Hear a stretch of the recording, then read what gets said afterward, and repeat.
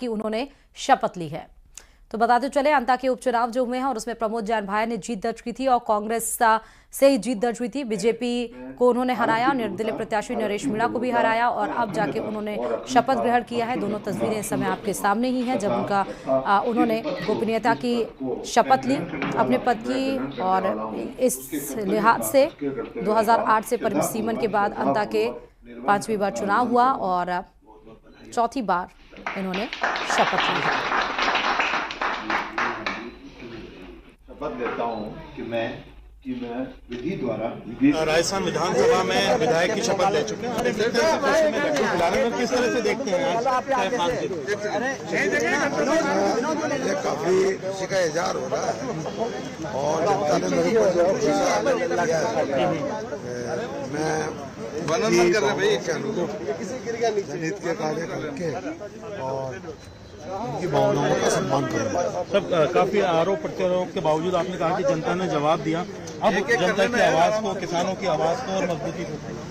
बिल्कुल, जो एक जनप्रतिनिधि का नैतिक दायित्व और धर्म होता है, क्षेत्र में विकास, क्षेत्र में सामाजिक सेवा के कार्य और क्षेत्र में धार्मिक सेवा के कार्य, तीनों दायित्वों को मैंने राजनीतिक जीवन में जब जब जनता ने आशीर्वाद दिया पूरी बखूबी से निर्वहन किया और इस कार्यकाल में मैं पूरी जिम्मेदारी से निर्वहन करूँगा। प्राथमिकता है इस बार की विधानसभा की जो भी पिछले 2 साल में लगी, आपको चुनौतियां बढ़ गई हैं जो काम कर रहे हैं,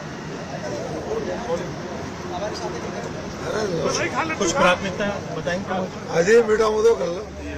मैंने आपसे कह दिया प्राथमिकता मेरी वही है, जनहित के कार्य, विकास के कार्य, धार्मिक सेवा के कार्य और सामाजिक सेवा के कार्य करवा लेना यार। तो आप हैं प्रमोद जैन भाई, आप देख सकते हैं कि प्राथमिकताएं बुनियादी तौर पर वही है जो लगातार ये कहते हैं। अब खास तौर पर यूरिया को लेकर के भी इन्होंने बयान दिया कि इसको लेकर के अपनी मांग जारी रखें। कैमरा पर्सन अविनाश के साथ में अरबाज अहमद, न्यूज़ 18 के लिए जयपुर से। जो एक चर्चाएं कर रहे थे भारतीय जनता पार्टी के लोग और अपने भाषणों में भी एक बात कह रहे थे कि ये सेमीफाइनल है और इसके आधार पे 28 का फाइनल लड़ा जाएगा, तो वो जनता ने भारतीय जनता पार्टी को आईना दिखा दिया है। अब इनकी समझ में आ जाना चाहिए और आ भी गया है। अंता के जो रिजल्ट हैं वो इतने खतरनाक साबित हुए हैं इस सरकार के लिए कि चीफ सेक्रेटरी भी बदल दिया और प्रिंसिपल सेक्रेटरी सीएम भी बदल दिया।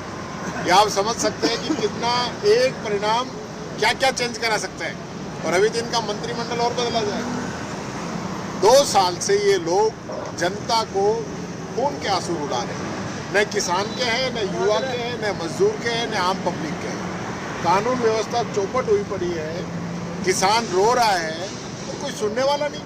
क्या सरकार का यही काम है कि पिछली सरकार की योजनाओं का नाम बदल दें, उन योजनाओं को बंद कर दें, या फिर अपने उद्योगपति मित्रों को आप जमीनों की बंदरबाट करें? तो वो जो सारी चीज़ें थी, आज जनता ने आईना भारतीय जनता पार्टी को दिखा दिया है।